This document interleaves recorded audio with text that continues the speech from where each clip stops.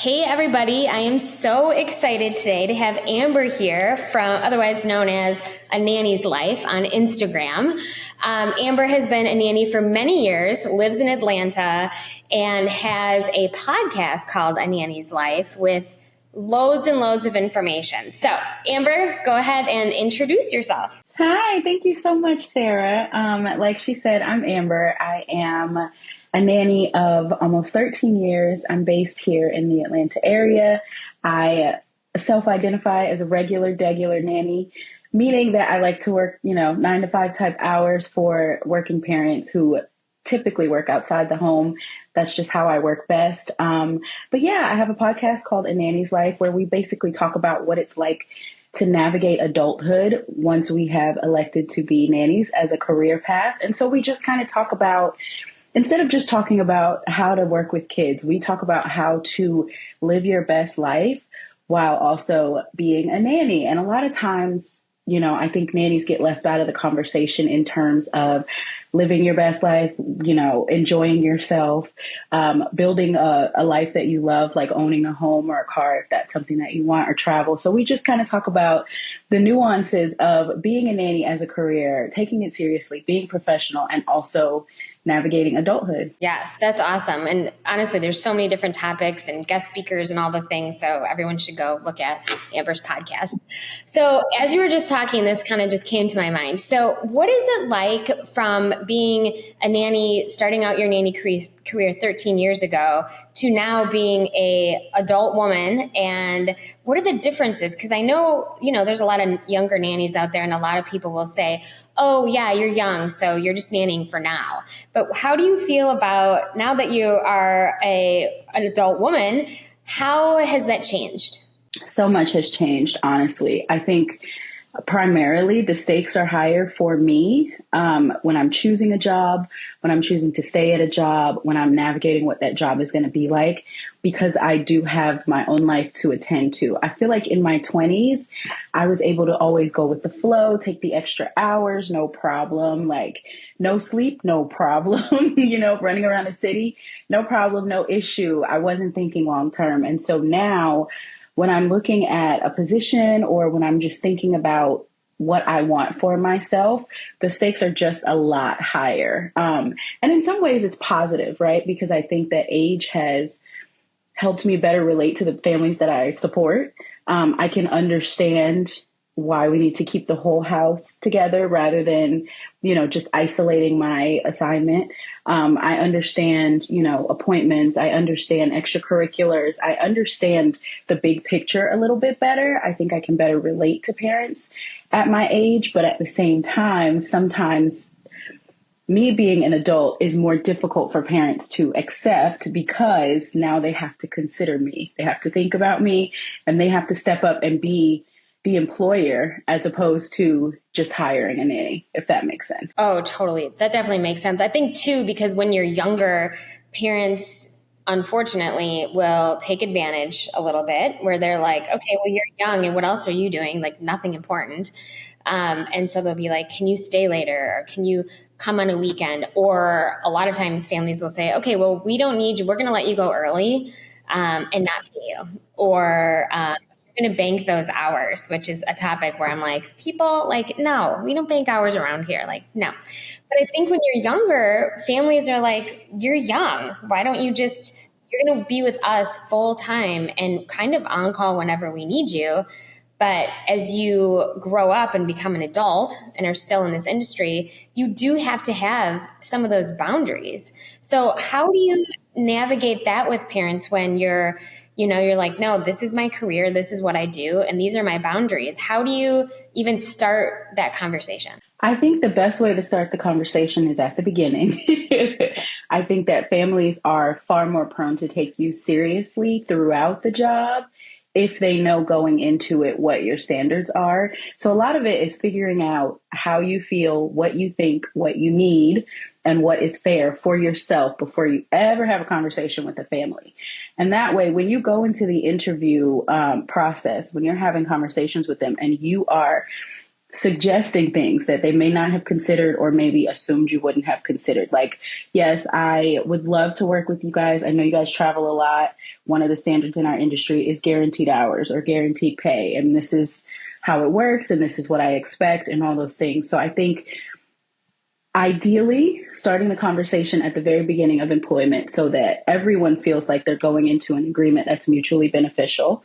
Or as you begin to learn things, because we've all had to navigate where it's like, yes, I signed on to do this and I really like working with your family, but this is not working for me anymore.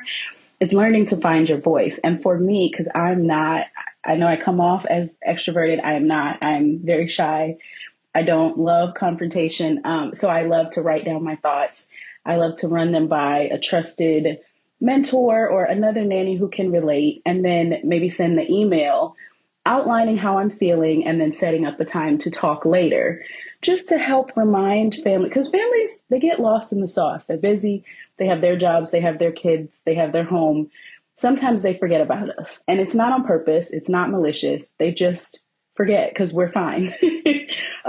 As far as it seems to them. So when you remind them like, hey, I'm a person and I need certain things to be provided for me at my job, a lot of times parents are on board, they're ready to talk about it. And if they're not, you at least have that in writing so that you can navigate the way forward from there. Yep, definitely. And I think too, having a voice is just really, really important, both from a nanny standpoint and saying, hey, listen, these are my needs. This is what, I'm looking for, but also just in life and in relationships. And because confrontation is not, nobody wants that, right? Like it's always difficult. And for some people more so than others, but confrontation is a difficult thing. So being able to write that down and sort of run it by people, I think is a great idea, because you want to come to your family with, in a genuine, nice way where you're like, hey, listen, I was thinking about this and thinking about this. What do you think? And how can we better this situation or have boundaries and set boundaries for each other? So that way, moving forward, you know exactly where you stand. I tell families, every single family that I talk to, I'm like, have a list of your expectations. What are your expectations? I always say, nannies want to know. They don't want to walk into a situation and wing it, because every family is different. So it's like maybe one family wants you to do these certain things, and then you go into a new position, new family, totally different dynamic. And you're like, oh, I didn't know. And then sometimes the family can be upset with you for whatever reason, for not knowing what to do. And then you're like, but I never knew that. And so having those expectations too, I think is such an important thing. If you were to give us like your top 3 things for a contract, what would you put into the contract that are like the top 3 things that need to be discussed before you would accept a position? Absolutely. Number 1 is guaranteed hours. It just, in our industry, if you don't have that, it gets really sticky. So guaranteed hours outlined, like as specific as possible. As many scenarios as you could think can go wrong will go wrong. So definitely guaranteed hours. The second thing that I think is a non-negotiable for me personally is autonomy. And for me, that means that when there is space in the day that something is not scheduled, you trust me to do what I see is best with the kids. So that'll eliminate some of the conversations around like traveling with the kids. If you're a nanny who likes to get out and go to the park and you can't always walk, it needs to be in your contract that you have the autonomy to get in the car with those kids if the parents are comfortable and go to the playground or the park. I'm trying to think what would be my third thing. The escape clause. The escape clause is always very important. I don't know how things get so muddy for so many of us, but they do. And so a specific time period of how much notice you intend to give, how much notice you expect from the family, a specific amount of a severance package in lieu of notice, and also the provision of a recommendation from the family that you are leaving, because that's another thing. And I think, not to go too much on a tangent, but I think it is important, I've learned over the years, to get your reviews in writing as often as possible. If it's a shorter term gig, you might only get one, but every 6 months to a year, you want the family writing down how they feel about your job performance, just so you're prepared for whatever happens in the future, whenever that happens. Because unfortunately, we work in a field where feelings are involved, and you never know what a person's going to do. So, but yeah, definitely your guaranteed hours, your autonomy, your escape clause are paramount to the success of a working relationship. Yeah. That's awesome advice. And I do find too, and I'm sure you do too, and every single nanny does, that it's always your fault, right? Like something happens, and nannies that I meet with, they're like, well, the last family I worked with, didn't really end. And I get the full scoop and the whole story. And, it's like, there's crazy families out there. You know what I mean? Like I often do talks with parents, like a big room of parents, and every single time a parent will say, I have a question. Is there any like crazy nanny stories? Like how many crazy nannies do you meet? And I'm like, I only meet crazy families. Okay. Like it's just true. It just is that way. And I find too that with families, it's always the nanny's fault at the end of the day. Like if the nanny quits or if they let the nanny go, whatever the case may be, it's always the nanny's fault. No matter what. It's like, we didn't do anything. She didn't understand, or he didn't understand our expectations, or whatever it might be.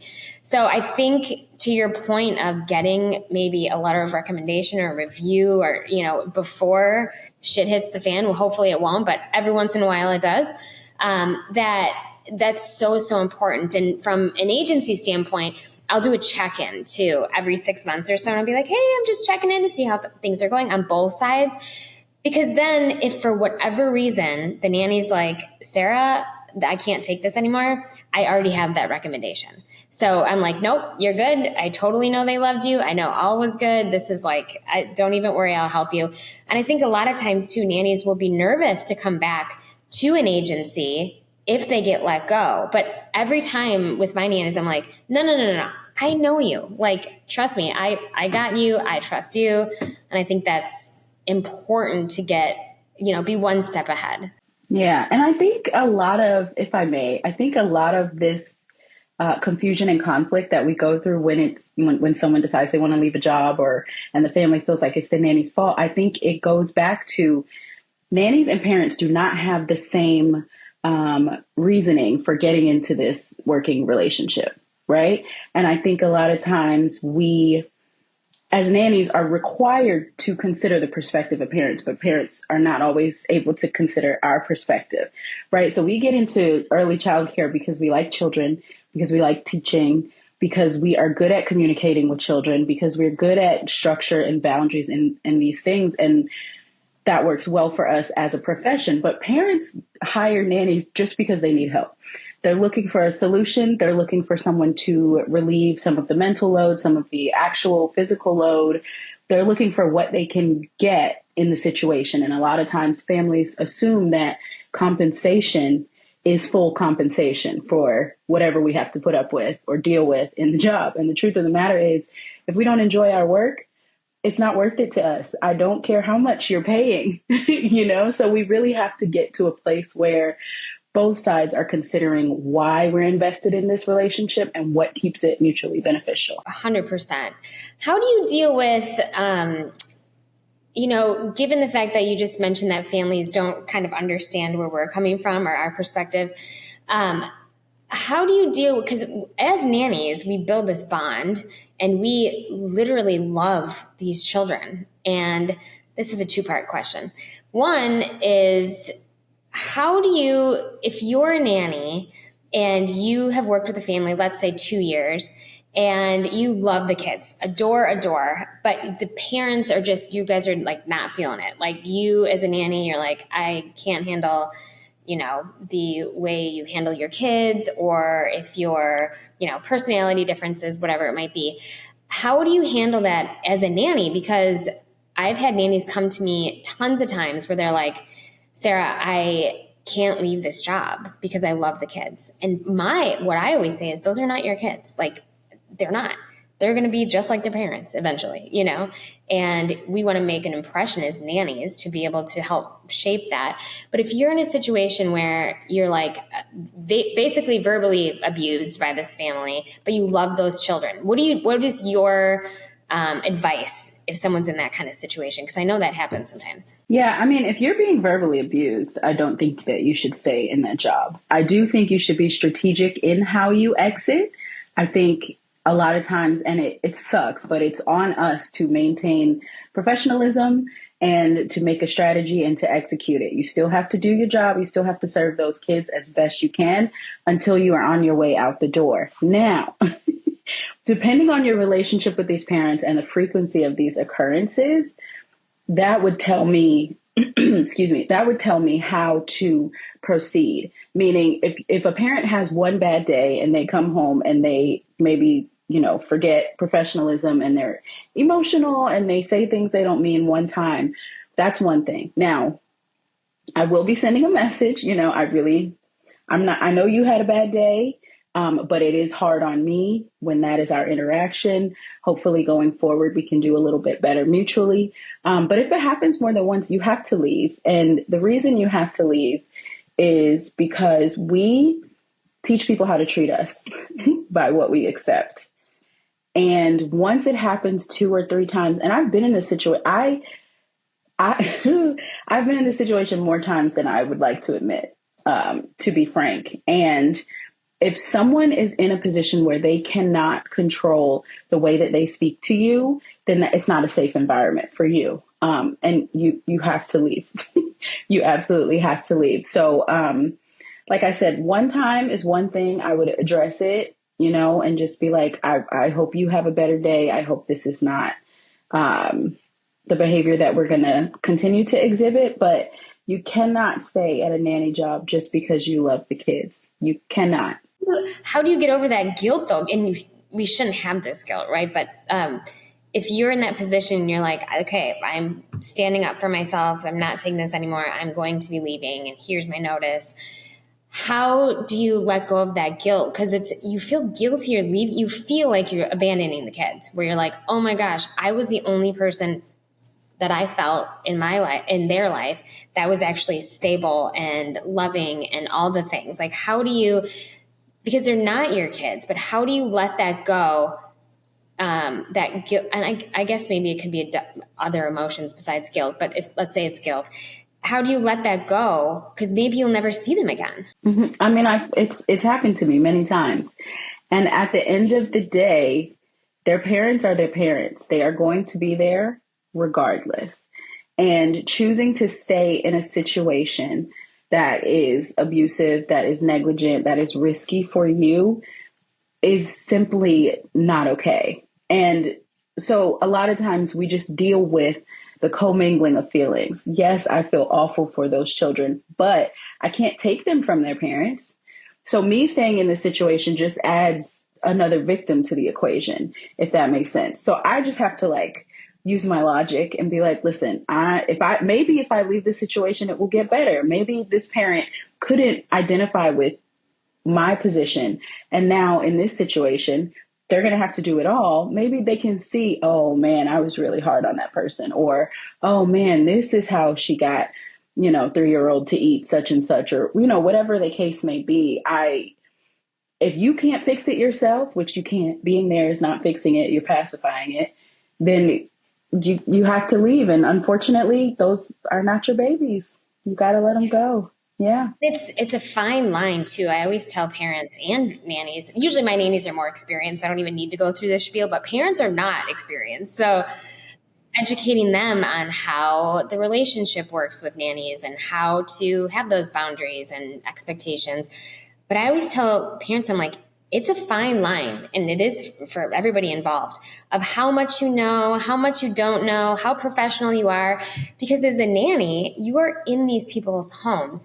You're seeing them interact together, fight, love each other, whatever it might be. You're seeing them stressed. You're seeing them come home from work. You're seeing all of these things. In my experience, I've had a couple of experiences where I was like, I didn't even know this stuff could exist, But it's such a fine line to know how far to go with how close you're going to be with those kids too. And not that you can help falling in love with the kids that you're with, because of course you can't, but having that professionalism in mind always is just super important. And how do you balance that fine line of getting too close or not too close to the kids? So I'm too close to my kids. That's Yeah, I not think everybody probably is.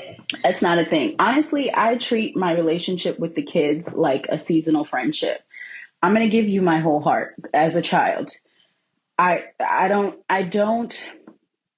The only time that I exercise professionalism with my nanny kids is when they ask me about subjects that I know that don't have an objective answer. So if it's something that has a lot of opinion in it, a lot of nuance, something that mom and dad probably want to talk about, then I'm like, you know what? I'm your nanny. That's a mom and dad question. But beyond that, I treat those babies like they're my babies. Now, their parents is a different situation. And I think that I've been at my job for 7.5 years. And I think, yeah, so I have a 7-year-old, a 5-year-old, and a 3-year-old, and I've had them their whole lives. And with my bosses, we have a very comfortable but professional relationship in that, prime example, there was a time they got some furniture. The furniture came in and mom boss could tell that she and dad boss were going to disagree about the placement and whether to keep it or whatever. I got to leave an hour early because she knew that they were about to argue. That's the type of professionalism that they give me that I really appreciate. And I'm sure it comes from their, corporate, professional lives. But so the kids, I'm not trying to not get close. No, I love you. I adore you. And I just have to have the emotional intelligence and aptitude to cope when we have to separate, when I have to move on, when I have to do all that. And I think that's part of the job that we don't prepare enough for, but it's going to happen. It's just the nature of the gig. So I try to keep it professional with my bosses in terms of how much of my life I tell them, how much, I burden them with of my own, or I don't complain about things that are typical job things. I'm not going to complain that your refrigerator went out and now I have to make meals without a refrigerator. Like maybe a grandparent or an aunt could complain. I keep it professional in that way. But the kids, they have my whole heart. Those are my babies. I mean, that's why you get into this industry anyways. It's like, I love kids and this is what I'm here for. Yeah, that totally makes sense. Okay, so switching gears a little bit, I want to talk to you about pre-COVID and post-COVID, because for me, because I've been doing this for a very long time, I saw a huge shift pre was normal life, right? And then during and then post-COVID completely changed. Now you've been at your nanny job the whole time. So you've been sitting in one place, which is awesome for you. What are you seeing though, just given people that you've talked to in your podcast and your presence on Instagram and your nanny relationships? What are you seeing sort of post-COVID in the nanny industry, in the nanny world, in terms of how nannies are maybe a little bit different than they were before COVID in terms of pay or expectations or things like that? Are you seeing any change at all? So much change. I think for one, nannies in general are far more educated on what they can ask for and what standards they can expect in a job. I think, unfortunately, a lot of us, not me, thankfully, but a lot of nannies were laid off during COVID. A lot of nannies had to try to find jobs that didn't exist during COVID. And a lot of nannies had to deal with families who were not necessarily able to afford a nanny trying to have a nanny. And so I think that education has been a huge benefit to our community in establishing better standards and boundaries and all that good stuff. But I also think I'm seeing a much more difficult market to navigate because of how many families are like, I'm never trusting daycare again, or I don't want to do school again, or that's what nannies will do. There was this one viral video where a mom was like, y'all hire a nanny because I haven't done dishes or laundry in 2 months. And it was like a whole thing. So I'm seeing more hybrid jobs offered that are like nanny / assistant / household manager / And I don't know if it's families just trying to get the most bang for their buck, or if it's um, the the novelty of knowing that you can hire someone to manage your household, because a lot of families didn't know that either. I don't know what's going on, but there's a lot of hybrid positions. Nannies are more educated, but families are also more prone to seek a nanny for whatever reason and not be able to fully pay them, fully take care of them as an employee. And then I don't know. I'm also seeing on the positive side, I'm also seeing so much more community in the nanny industry. And I think that is what we've been missing. It's May, it's Mental Health Awareness Month, and we always get left out of this conversation. Parents are human, kids are human, they're all emotional, they all have feelings. The nanny is supposed to be the anchor, the rock, the stability, the structure, all the time. And that's unrealistic, right? And we do it to the best of our ability, but all the time is unrealistic. So I'm glad to see so much more community, so much more nannies leaning on other nannies to get through and to make decisions and to just, be in this together. I think it's a beautiful thing. Yeah, I totally agree. And I'm definitely seeing that more too. Whereas pre-COVID for me and just networking with nannies and always sort of knowing what's going on with nannies and where and what the conversation is, there is conversation now, which I think before there really wasn't. And from an agency standpoint, what I saw was during COVID, everyone was just still like, I couldn't find nannies, and I have a large roster of nannies and nobody was looking for a job really. Families, I actually had a lot of families during COVID, and I'm like, I don't know where all the nannies went. And then after following, like I guess a year or so ago into currently, I'm finding that nannies are coming back with a vengeance in a good way, where I'm telling these families, I'm like, listen, this is a nanny's world and you're living in it. Like, I'm sorry, that's just the way it is now. It wasn't that way, but it is that way now. And here is what you're going to be doing for these nannies. You're going to be doing vacation time, paid time off. If you ever travel and don't need the nanny, it's like, how would you even think not to pay your nanny for that? When people ask me that, I'm like, what? Like, this is what everyone needs. And if you don't offer these things, your nanny's going to leave. So do you want your nanny to leave? Like, stick within what needs to be done here. Now, on the flip side of that, I've also seen a lot of nannies coming to me wanting $35, $40 an hour. So now some of them are seasoned nannies who have, let's say, a degree in education, 10 years of nannying experience. Totally get that. You are worth it. And that is for sure. I just don't have any families that can't afford that, I suppose. And, most of the families I work with are both working parents. And I will even see younger nannies coming to me. I have a nanny right now that I'm working with who's amazing, but she's 19 and she was a summer nanny all throughout high school and wants $35 an hour. And I'm like, I have to be able to say, listen, this is sort of what's going on and you are amazing and you have awesome references and you're a good person. Like, that's all true.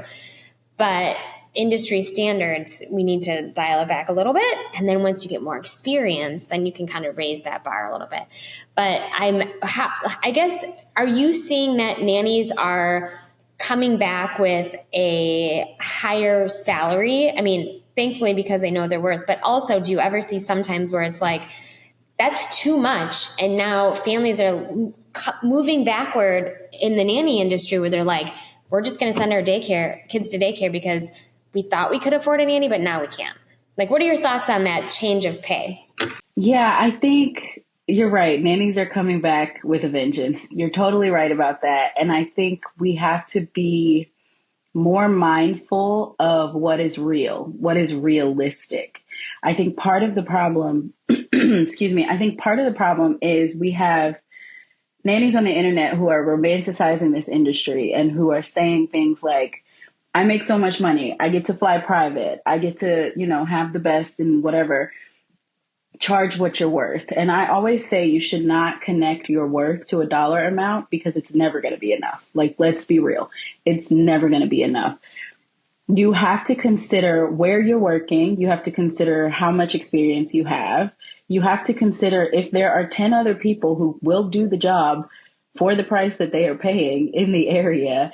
And I think you also have to consider what's fair. And I hate putting that on nannies to like consider what's fair to families, but like, let's be real. You can't expect a parent to give you their entire salary in order to have you in their home while they still have to go to work. That makes absolutely no sense. There's also so many nannies who are still not getting that rate. They've been in the industry over a decade. They're not able to command these ridiculous amounts of money because number one, families don't have it. And number two, it's such a big jump from what the standards were beforehand. So I feel like I want to encourage nannies to actually talk to a real life nanny in your area when you are looking at how much money you should be charging for a position. And I think that families also should just be firm about what you can afford, what you can accept. If it's someone, because I remember seeing there was a viral TikTok of a mom who someone wanted to charge her $50 an hour for New Year's Eve care. And she was floored. She was so upset. And my thing is, if you don't want to pay them, period. My thing is, if you don't want to pay them, fine, move on, find someone you want to pay. There are many candidates. I think just like nannies have to be realistic and fair, I think families should understand that each nanny is different and you need to find your fit just like we need to find our fit. Yep, 100%. I completely agree with that. And I have always said to nannies and families and people who work for my company, I'm like, there's someone for everyone. Like there really is someone for everyone. And if a family comes in and they're like, we can only afford $25 an hour and, we've priced it out and we need your help. And, what I will do is find them a candidate who is thrilled with $25 an hour and maybe just doesn't have as much experience. So that is why they're in that pay range. So I do think there's someone for everyone, and even more so personality wise too, where it's like, okay, well, let's say we have more of a high maintenance family that's very type A that really, is gone though, let's say 50 hours a week and they're at work.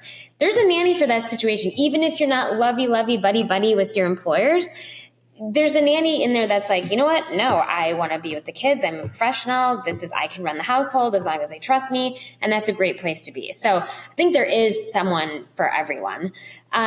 So how do you think, because I deal with this all the time too, and this is one bad thing about the industry that I just will never get over, but nannies will have a job, and I explain this to parents all the time. Nannies will have a job or a couple of jobs that last, typically 3 years, right? Because they have a baby, the kiddo goes to school. Maybe they have another baby, so they stay a little longer.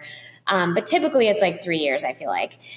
Nannies always are going backwards, which is just no one else does that, where it's like, okay, well, let's take you, for example. So you start with your family 7 years ago. They had 2 more babies while you were there, and your pay has gone up. So let's just say, hypothetically, you make $35 an hour. Well, you're going to go back into the world of looking for a job, hopefully never. But if you do, then you're going to go back and you're going to be like, I ended that position with $38 an hour. Now I'm going backwards again. So how would you give any advice to people who are like, I'm here and I know most families can't afford what I'm making here. What would you tell nannies to do in that situation? Well, I think you have to look at the work that you're doing and consider how you got to where you got. So like for me, my pay has increased over 7 years. My job has also gotten harder. Like I've got 2 more kids. I'm doing more chores. I'm doing more driving. I'm doing this emotional management between siblings that I never even thought I would do because I'm a baby nanny. I'm a baby whisperer. I'm not a big kid nanny. So I think for me, like if I were to be going back to the job market right now, I have to look at what I'm willing to do and then decide what I need to be charging, right? So if I'm looking for another family that's hustle bustle, 3 kids, busy, I'm not looking to take a pay cut at all. And I am going to take the time, whatever time it takes to find the job that fits that, because that's how much work it is. Now, if I'm going into the job pool and I'm saying, you know what? I just want to work 40 hours a week with a tiny baby and like enjoy that family, then I'm going to bring my rate down a little bit. I'm not going to go. So like if we're at 35 and I'm only going to be taking care of one kid, then my rate is probably going to be like between 28 and 30. But I'm not going to go back to the 20 that I was making 5 years ago, because then I'm basically working for free, right? I haven't gotten anywhere. So that's part of the advocating for yourself part of the job that we all hate, and just setting your standards. And thankfully, the way that the industry has gone, rates have sort of normalized a little higher than they were before. But you're right. A lot of times when we're starting over, we have to take a step back or a step down, which can be frustrating. But that's why you have to know what you need in terms of living your life. You also have to know what you're willing to do in terms of bringing effort to the table. And then you find, that happy place where everyone is getting what they want. Definitely. And also reaching out to friends and being like, okay, so you have two kiddos and what is the rate for that? And, just kind of throwing it out there, seeing what's standard and kind of getting feedback from other people. And then also talking to agencies, because we are talking to hundreds of nannies all the time and families. So we know where you should be, what makes sense, what expectations are in terms of house management, because I'm sure you really are a house manager at this point also. But doing those house management things too, and that comes at a pretty penny. Like that's a lot of work. That's running an entire home, especially with, multiple kids. That can be tricky. So I often will see on like posts, Facebook, whatever it is. I mean, tons of families posting their positions online. So I see families posting and they'll say, we have X amount of kids looking to pay this amount of money. And I'm always like, oh my God, I hope a nanny chimes in right now and says something like, that is not enough. You're not offering enough money. Like you can't afford to have a nanny. So a question I have, and I want you to be totally honest and raw with me. Question that I have, because I think like the way that I run my company, I'm like, who wouldn't work with me? Like I am like such a nanny advocate. I want you to get as much money as you can, awesome families, great relationship, all the standards, and I'm here forever to talk. Questions, whatever you need, I'm always here. But as you know, and I know, and a lot of people know, some people are agency haters. And I know all agencies are different, so I totally get that. And I've heard feedback about other agencies too. But what is your take on agencies? And I guess for me, just to know forevermore, what are you looking for as a nanny in an agency, and how can we do better? Because I just want to like shake the industry and say, okay, families, call me so I can find you the best fit and give you advice on what is standard and what to pay. Nannies, come to me so I can find you the best possible job that you could ever want. So tell me, like, why? Why are some nannies like, no, I'm not working with an agency. I want you to pull the curtain back and tell me the real deal. Yeah. So I think, one bad apple can spoil the bunch. And I think some of the stories, some of the narratives that float around about working with agencies can be scary.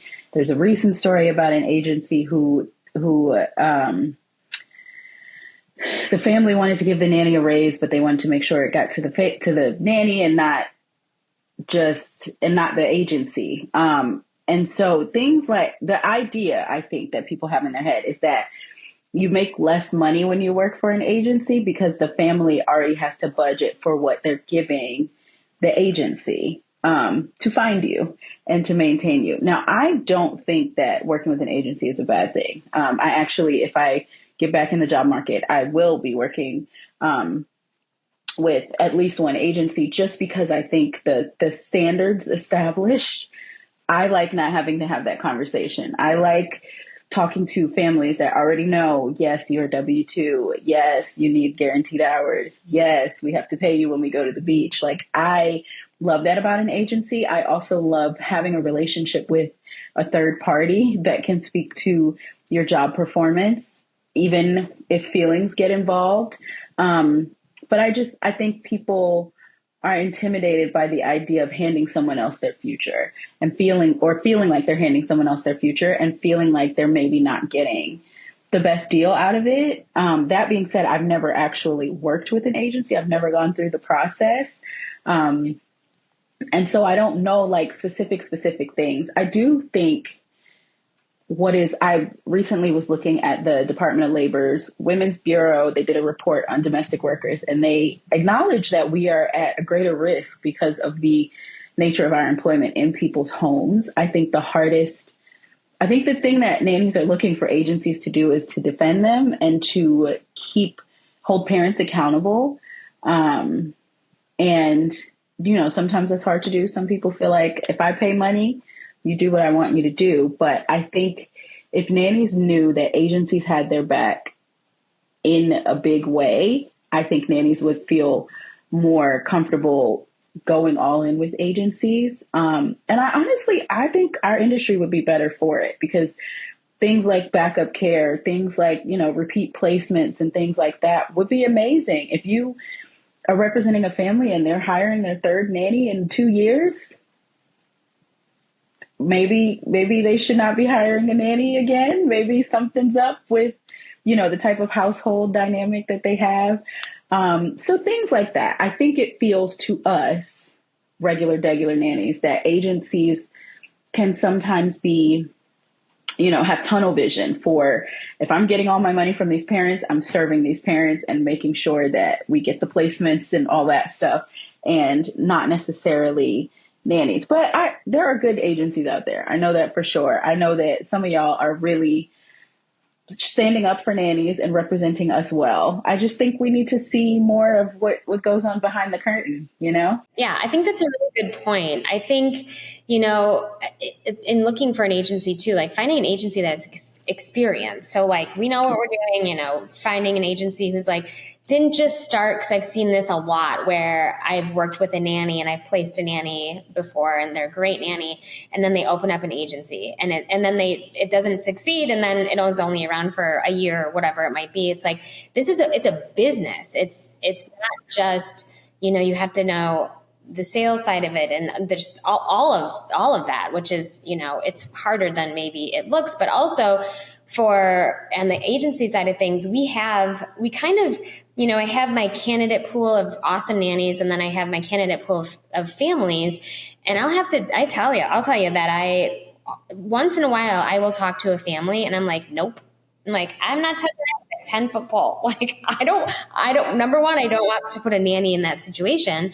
But number two, I don't want the headache of it either. Like, it is not worth the money. I do not care. And to your point, yeah, I've had families very rarely, and I live in Austin, so very rarely in Austin. I feel like people are pretty chill here in Austin, but they'll come to me and they'll say, oh, well, we've had 10 nannies in the last year. I'm like, I'm out.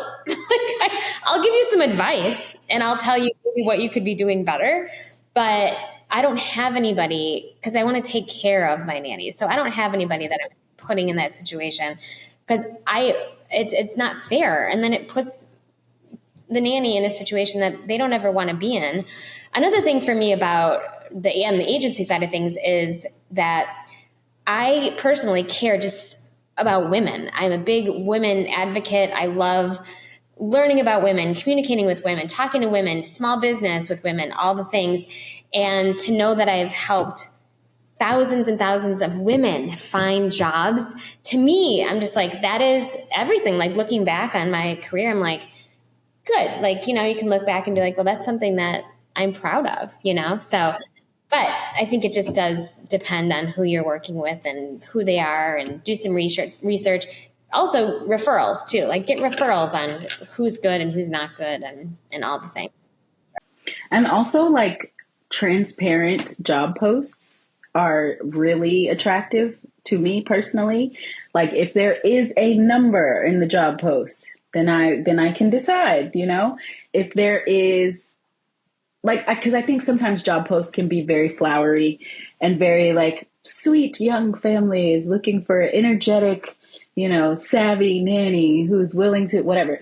But if the job post can be like brutally honest and be like, parent works from home, but not in their own office, or parent wants collaborative care, or parent is more comfortable with you working in the home for the first 6 months. Like if all those things are on the table, then at least we can know what we're accepting. Because I think a lot of times jobs look really nice and perfect and sweet and conflict free. And then you get there and they're like, oh, yeah, no, you can't leave the house. Or, oh, yeah, I'm going to eat lunch with you every day. What do you mean? Or, you know what I mean? And so I think when agencies are able to present all that to parents and be like, listen, we're just going to put an honest job posting out there so you can actually find someone who really wants to do this job.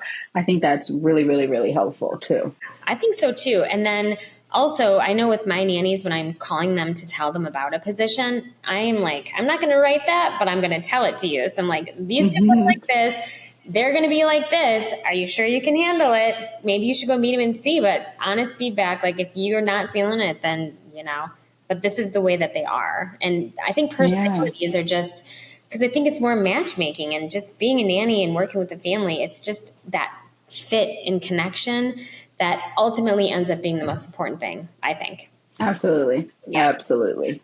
Yeah. Well, Amber, this has been so great and you're so wonderful and amazing. And I'm so glad that you have your podcast and your Instagram because, nannies, and like you said, everybody's kind of getting together and forming this community, which I think is awesome. And you're a huge trailblazer in that way. So people can find you. Tell people where they can find you. Yeah, thank you so much. So I am on socials as A Nanny's Life. That's excuse me, ANNYSLIFE. I have a website at nannyslife.com. I have my podcast, which is also A Nanny's Life. You can find it anywhere you stream podcasts. It's on all the places. But yeah, Instagram is a really easy way to connect with me. DM me. I'm very responsive. Love chatting with nannies. I love this community. Awesome. I know. Me too. Well, thanks so much, Amber. And we will definitely talk to you soon. Thank you.